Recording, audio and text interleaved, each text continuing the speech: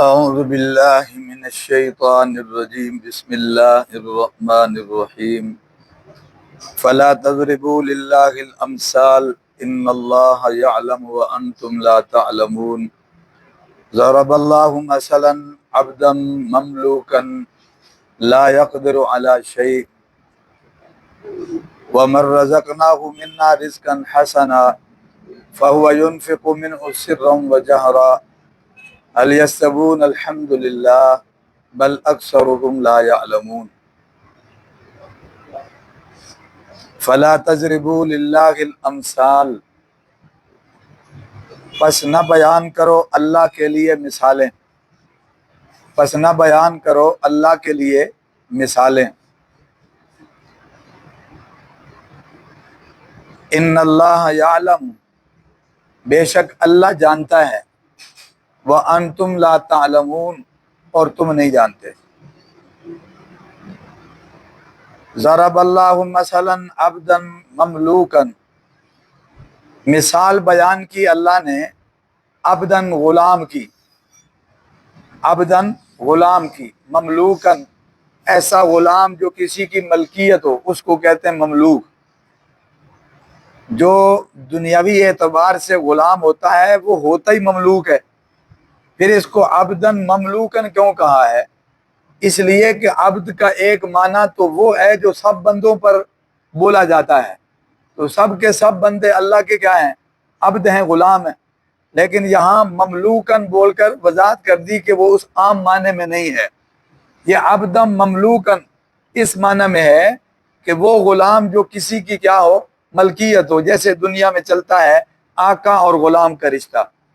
تو بیان کی مثال بیان کی اللہ نے عبدن مملوکن، مملوک غلام کی، لا یقدر علی شیء کہ نہیں ہے وہ قادر کسی شے پر، اس کو نہیں ہے قدرت کسی شے پر، یعنی اختیار نہیں ہے اس کو کسی شے پر۔ غلام تو غلام ہوتا ہے، اس کا کیا اختیار ہے؟ ٹھیک ہے۔ وَمَن رَزَقْنَاهُ مِنَّا رِزْقًا حَسَنًا، اور ایک وہ ہے کہ ہم نے رزق دیا اس کو اپنی طرف سے، رزقًا حسنا اچھا رزق، ٹھیک ہے۔ فَهُوَ يُنْفِقُ، پس وہ خرچ کرتا ہے، منہ اس سے، سرًا وجہرًا پوشیدہ اور ظاہری طور پر بھی۔ ایک وہ ہے جس کو ہم نے رزق دیا ہے، پس وہ خرچ کرتا ہے اس سے پوشیدہ اور ظاہری طور پر۔ حل یستوون، کیا دونوں برابر ہیں؟ ایک وہ ہے جو مملوک ہے، اس کے اپنے پلے میں کچھ بھی نہیں ہے اور وہ کسی اور کا غلام ہے، اس کا جو کچھ بھی ہے اس کا کچھ بھی نہیں ہے، ایک وہ۔ اور ایک وہ جو آزاد ہے اور اس کو رزق ملا ہوا ہے اور وہ با اختیار ہے، اس میں سے وہ خرچ کرتا ہے جیسے چاہے، تو دونوں برابر نہیں ہو سکتے۔ تو یہ دنیاوی اعتبار سے دونوں برابر نہیں ہیں، ایک آزاد اور ایک غلام۔ تو فرمایا الحمدللہ، سب تعریفیں کس کے لیے ہیں؟ اللہ کے لیے ہیں۔ بل اکثرهم لا یعلمون، بلکہ اکثر لوگ جانتے نہیں ہیں، وہ علم نہیں رکھتے۔ توجہ فرما لیں، دو آیتیں ہیں اور دونوں کا الگ الگ مفہوم ہے اور بڑا ہی دلچسپ مفہوم ہے۔ آپ تھوڑا سا اس طرف ہو جائیں تو آپ کو سننے میں آسانی رہے گی۔ پہلی آیت میں اللہ فرما رہے ہیں فلا تضربوا للہ الامثال، نہ بیان کرو اللہ کے لیے مثالیں۔ کیا اللہ کے لیے کوئی مثال بیان کرنا ٹھیک نہیں ہے؟ نہیں، مثالیں دی جا سکتی ہیں حقیقت واضح کرنے کے لیے، حق کو بیان کرنے کے لیے۔ یہاں جس مثال سے روکا جا رہا ہے وہ مثالیں مراد ہیں جو عقل سے دی جاتی ہیں، علم سے نہیں۔ اللہ کی طرف سے وہ اتاری نہیں گئی، کوئی ان کی سند نہیں ہے، یا وہ حقیقت پر مبنی نہیں ہے، عقلی، فرضی اور غلط اور باطل مثالیں ہیں، ان سے روکا جا رہا ہے کہ یہ باطل مثالیں اپنے آپ سے اللہ کے لیے مت بناؤ، ایسی مثالیں اللہ کے لیے بیان نہ کرو۔ کیوں؟ تمہیں علم نہیں ہے نا۔ اللہ مثال بیان کرے وہ اس لیے ٹھیک ہے کہ ان اللہ یعلم، اللہ جانتا ہے اور تم نہیں جانتے۔ اب اس کو سمجھیے گا، یہ بڑی دلچسپ بات ہے کہ آج بھی اگر آپ معاشرے میں دیکھیں تو بہت سارے کفریات اور لغویات اور باطل قسم کی باتیں عقلی مثالوں سے بیان کی جاتی ہیں، اور مثالیں بھی وہ کہ جن کا کوئی سر پیر نہیں ہے، اور ایسی باطل کہ آپ یوں سمجھیں کہ اللہ جل جلالہ کو دنیاوی لوگوں پر اور دنیاوی بادشاہوں پر قیاس کرتے ہیں، اللہ کی ذات کو دنیاوی بادشاہوں پر قیاس کرتے ہیں، اللہ کی بادشاہت کو دنیا کی بادشاہتوں پر کیا کرتے ہیں، قیاس کرتے ہیں۔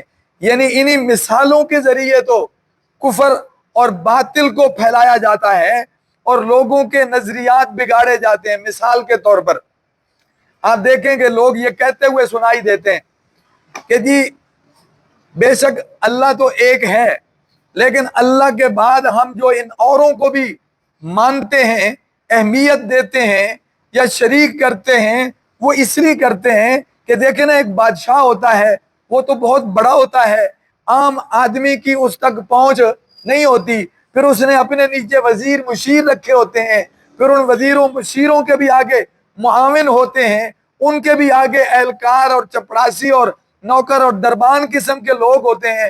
تو ہم تو عام لوگ ہیں، ہماری بادشاہوں تک تو پہنچ نہیں ہے نا۔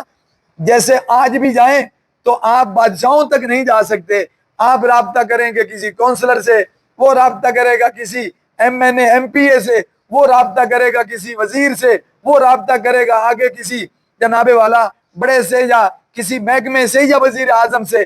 تو دنیا کی مثال دے کر، دنیا کی بادشاہتوں کی مثال دے کر، دنیا کے بادشاہوں کی مثالیں دے کر پھر عقائد کو بگاڑتے ہیں اور باطل کو پھیلاتے ہیں۔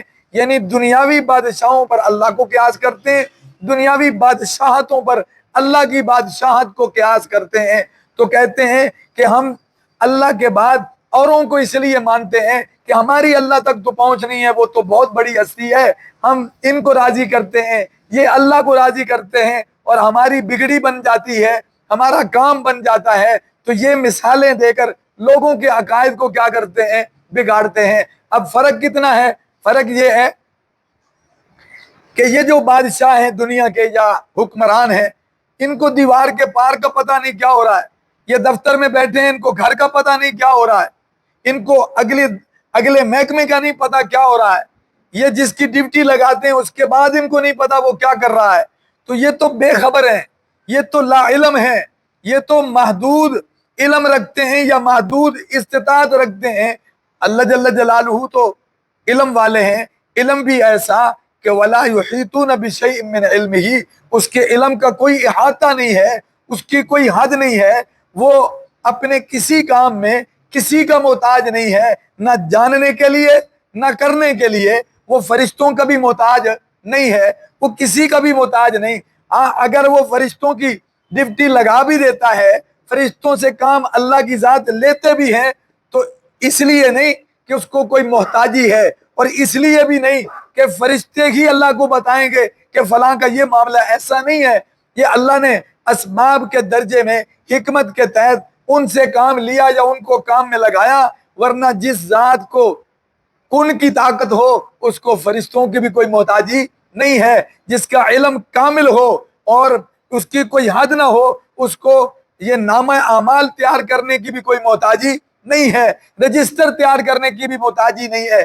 اس لیے اللہ جل جلالہ کی بادشاہت کو دنیا کی بادشاہتوں پہ قیاس نہیں کرنا چاہیے، اور اس بادشاہوں کے بادشاہ کو دنیا کے بادشاہوں پہ بھی قیاس نہیں کرنا چاہیے۔ تو یہ گھسی پٹی مثالیں دے کر لوگوں کے عقائد بگاڑتے ہیں۔ اور آپ نے یہ مثال بھی سنی ہوگی، کہتے ہیں جناب دیکھیں نا، ہم ان بزرگوں کو پکارتے ہیں اور ہم ان کے آگے سجدہ ریز ہوتے ہیں اس لیے کہ یہ ہماری بات ان تک پہنچتی ہے، یہ اللہ تک پہنچاتے ہیں۔ یہ ایسی ہے جیسے آپ نے چھت پہ چڑھنا ہو تو آپ کیا لگاتے ہیں؟ سیڑھی لگاتے ہیں۔ تو ہم بھی چھت پہ چڑھنے کے لیے سیڑھی لگاتے ہیں، پہنچنا ہم نے بھی اللہ سے، اللہ کے پاس ہی ہے، اسی کی عبادت کرتے ہیں، اسی کو راضی کرنے کی کوشش کرتے ہیں۔ وایا یہ ہے ہماری ان تک ہے، ان کی اللہ تک ہے۔ اور ذرا سوچیں تو صحیح، مثال کیا دیتے ہیں؟ یہ دیکھیں نا جی کہ چھت پر چڑھنے کے لیے سیڑھی لگاتے ہیں، تو عقل کی بات ہے۔ حقیقت کیا ہے؟ حقیقت یہ ہے کہ چھت میں اور ہمارے درمیان فاصلہ ہے، تو ہمیں سیڑھی کی ضرورت پڑتی ہے۔ ہم کہتے ہیں کہ درمیان میں سیڑھی لگائیں اور وہ فاصلہ طے کریں اور چھت تک پہنچ جائیں، لیکن میرے بھائی اللہ کیا فرما رہے ہیں؟ نحن اقرب الیہ من حبل الورید، میں تو شاہ رگ سے زیادہ قریب ہوں، تمہارے اور چھت کے درمیان تو فاصلہ ہے، میرے اور تمہارے درمیان کوئی فاصلہ نہیں ہے، بیچ میں کوئی وزیر مشیر لانے کی ضرورت نہیں ہے، بیچ میں کوئی سیڑھی سہارا لگانے کی کوئی ضرورت نہیں ہے۔ اس لیے اللہ کی حقیقت سے، معرفت سے، عظمت اور قدرت سے یا تو ناواقفیت کی دلیل ہے، یا پھر یقیناً عقل کے زور پر ایسی مثالیں دے کر اور اللہ کی ذات کو یا اس کی بادشاہت کو قیاس کر لیا جاتا ہے۔ اس لیے تو اللہ فرما رہے ہیں فَلَا تَضْرِبُوا لِلَّهِ الْأَمْثَالَ، اللہ کے لیے مثالیں بیان نہ کرو۔ کیا مطلب؟ باطل مثالیں، جہالت والی مثالیں، بغیر علم اور بغیر سند کے، جو حقیقت پر مبنی نہیں ہے، ایسی مثالیں اللہ کے لیے بیان نہ کرو۔ اللہ تو جانتا ہے اور تم نہیں جانتے۔ اچھا، یہ تو ان کی بات ہو گئی کہ تم مثالیں بیان نہ کرو جیسی مثالیں تم دیتے ہو۔ اب اللہ مثال بیان کر رہے ہیں، اللہ تو علم والے ہیں، اللہ جو مثال بیان فرمائیں گے وہ حقیقت پر مبنی ہوگی، اللہ کے علم پر مبنی ہوگی، پھر حکمت پر مبنی ہوگی، پھر لوگوں کو سمجھ آنے والی ہوگی، پھر اس کا مشاہدہ کریں تو وہ واقعتاً واقع کے مطابق بھی ہوگی۔ اللہ کی مثالیں تو ایسی ہیں، اس لیے فرمایا اب اللہ کی مثال سنو۔ یہ جن کو تم پکارتے ہو، جن کی تم پوجا کرتے ہو، ان میں کتنا فرق ہے اور اللہ کی ذات میں کتنا فرق ہے۔ یعنی ایک معبود اصل ہے اور ایک وہ معبود ہے جس کو تم نے بنا رکھا ہے، ان میں زمین آسمان کا فرق ہے۔ اس کی ایک مثال دے دی، مثال کے طور پر عرب میں یہ چلتا تھا کہ غلام ہوتے تھے، توجہ فرمانا، عبد عربی میں غلام کو کہتے ہیں، لیکن ایک ہے عبد، سارے اللہ کے بندے ہیں، سب اللہ کے بندے ہیں، عبد۔ یہ اس معنی میں نہیں ہے، ہونا تو یہی چاہیے کہ سب بندگی کریں اور حقیقی معنی میں ہم سب اللہ کے غلام ہیں، لیکن ایک غلامی انسانوں میں بھی چلتی ہے، چلتی رہی ہے اور اب بھی ہے کسی نہ کسی درجے میں، اور دنیا کے کسی نہ کسی علاقوں میں، افریقی ممالک میں، اگرچہ اقوام متحدہ کا چارٹر یہی کہتا ہے کہ دنیا سے غلامی ختم کر دی گئی ہے، قانون کے مطابق یہاں ہوتا کیا ہے، غلامی اب بھی ہے اسلحے کے زور پر، اور اسی طرح غربت اور افلاس کے جناب ڈر اور خوف سے اور دوسرے کئی قوانین کے طریقے سے گویا اب بھی لوگوں کو غلام رکھا ہوا ہے۔ تو گویا غلامی دنیا میں رہی ہے، اور پھر عرب کے لیے تو جانی پہچانی چیز تھی۔ اس کو سمجھیے گا پھر مثال سمجھ آئے گی۔ اس کی حقیقت کیا تھی کہ جو ہوتا ہے نا غلام، اس کو قرآن کہہ رہا ہے عبدم مملوکا۔ یہ وہ والا غلام نہیں کہ سب اللہ کے غلام ہیں، یہاں وہ والا غلام ہے جو بندوں کے، ایک دوسرے کے بندے غلام ہوتے ہیں۔ تو وہ جو مملوک غلام ہے اس کی کوئی حیثیت نہیں ہوتی۔ مملوک کہتے ہیں کہ جس کی جو ملکیت ہو اسے مملوک کہتے ہیں۔ اب اس کا ایک مالک ہے جسے آقا کہتے ہیں، اور یہ غلام ہے، یہ اس کی ملکیت ہے، یہ مملوک ہے۔ تو جو مملوک ہوتا ہے، جو غلام ہوتا ہے، اس کی اپنی کوئی ملکیت نہیں ہوتی جب تک وہ غلام ہے۔ وہ مزدوری کرنے جائے گا، مزدوری واپس لا کے کسے دے گا؟ آقا کو دے گا۔ اس کا اوڑھنا بچھونا کھانا پینا سب اس کی مرضی کے مطابق ہے، اس کی اپنی کوئی مرضی نہیں ہے۔ سمجھ آ رہی بات جی؟ لہذا جب اس کی ملکیت والا کاؤنٹ ہی کوئی نہیں ہے، وہ سب اس کا مالک وہ آقا ہی ہے، تو اب ایک طرف ایک غلام ہو جس کی کوئی شے ملکیت نہیں، نہ وہ کسی کو دے سکتا ہے نہ لے سکتا ہے، اور دوسری طرف ایک آزاد آدمی ہے، مالدار ہے، اللہ نے اس کو رزق دے رکھا ہے، اچھا اور بہترین رزق فراوانی دے رکھی ہے، وہ مالک ہے وافر مقدار کا، اس میں سے وہ خرچ بھی کرتا ہے، چھپا کے دے اعلانیہ دے۔ اب بتائیے گا وہ غلام اور یہ آقا تمہارے دنیاوی نظام کے مطابق، تمہارے اپنے اس دستور کے مطابق برابر ہے؟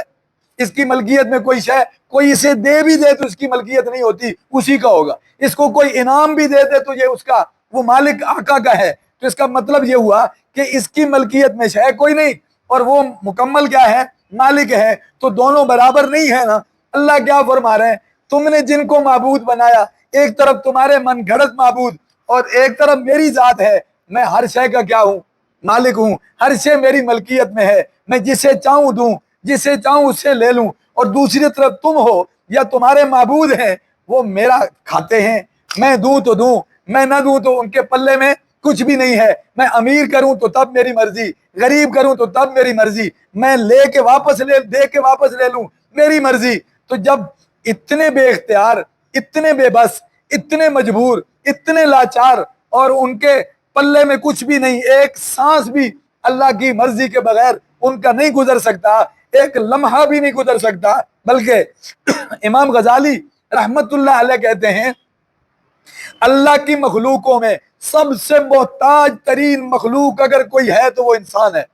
हर शय में मोहताज है। कितनी चीजें ऐसी हैं जिनमें जानवर मोहताज नहीं है, कितनी चीजें ऐसी हैं कि जिनमें जानवर मोहताज नहीं है। वो लिबास में मोहताज नहीं है, वो इसी तरह रिहाइश में मोहताज नहीं है, जूती के मोहताज नहीं है, मकान के इस तरह मोहताज नहीं जिस तरह इंसान है, दवाइयों के मोहताज नहीं है, समझ जा रही बात जी, तिजारत और कारोबार के मोहताज नहीं है। ये हैवानात और जानवर और इंसान हर चीज का क्या है मोहताज है। तो मोहताज तरीन मखलूक अल्लाह की, तुमने उस मोहताज को माबूद बना दिया और वो जो असल में मालिक है उसके बराबर शरीक कर दिया। हालांकि एक गुलाम और आका में जितना फर्क है, अल्लाह में और तुम्हारे बनाए माबूदों में इससे भी ज्यादा क्या है फर्क है। जमीन और आसमान से भी ज्यादा क्या है फर्क है। एक मिसाल दी बात समझाने के लिए कि उन दोनों में अगर आजाद और गुलाम में फर्क समझ आ जाएगा तो फिर अल्लाह की जात में और अल्लाह की मखलूक में भी फर्क समझ आ जाएगा।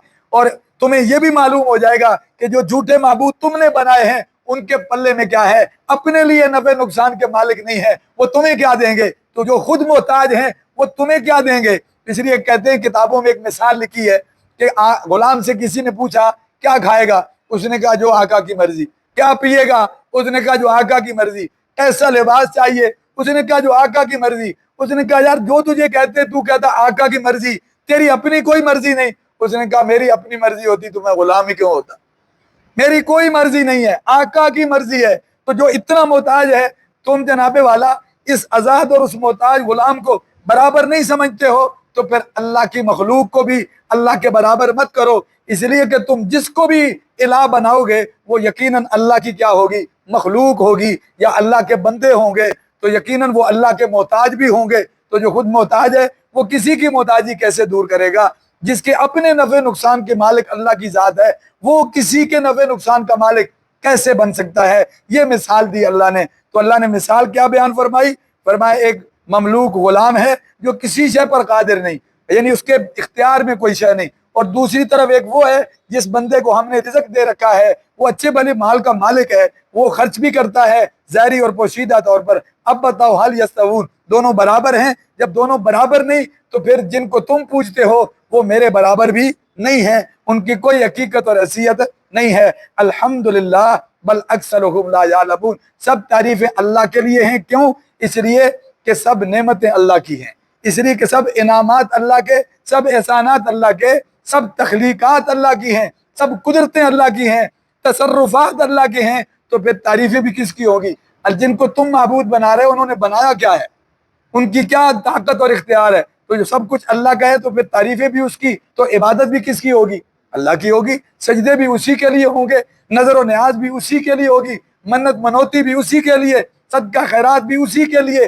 जी हाँ, तमाम इबादत उसी के लिए, दुआ हो, पुकारना हो, सवाल करना हो, सब जिस्मानी और माली इबादतें अल्लाह के लिए हैं। इसलिए कि वो खालिक होने में भी अकेला है, तसर्रुफात में भी क्या है अकेला है, और हम पर इनामात और एहसान करने में भी क्या है अकेला है, जिंदगी और मौत का मालिक होने में भी वो क्या है अकेला है। तो लिहाजा वो खजानों का मालिक है, ये उसके बराबर करना जहाँ शिरक है ये बहुत बड़ा नाकाबिल माफी जुर्म भी है। अगर किसी का खात्मा इस शिरक वाले जुर्म पे हुआ तो उसकी बख्शिश की कोई राह नहीं है। उस पर अल्लाह ने जन्नत को क्या कर रखा है हराम कर रखा है। वमन युशरिक बिल्लाह फकद हर्रमल्लाहु अलैहिल जन्नह, जो अल्लाह के साथ शरीक करेगा अल्लाह ने उस पे जन्नत को क्या कर रखा है हराम कर रखा है। तो सब तारीफें अल्लाह के लिए हैं। बल अक्सरुहुम ला यालमून, हाँ अक्सर लोग जानते नहीं। ये इशारा उन्हीं मुशरिकीन की तरफ है कि वो अपनी अटकल पच्चू से मिसालें दे रहे हैं, उनका हकीकत से कोई ताल्लुक नहीं है। अगर उनको हकीकत का पता होता तो वो अल्लाह को वहदहू ला शरीक मानते, माबूद बरहक मानते और औरों को अल्लाह के साथ शरीक ना करते। आ जाएगी समझ में बात। अल्लाह समझ नसीब करे। अल्लाह अमल की तौफीक अता।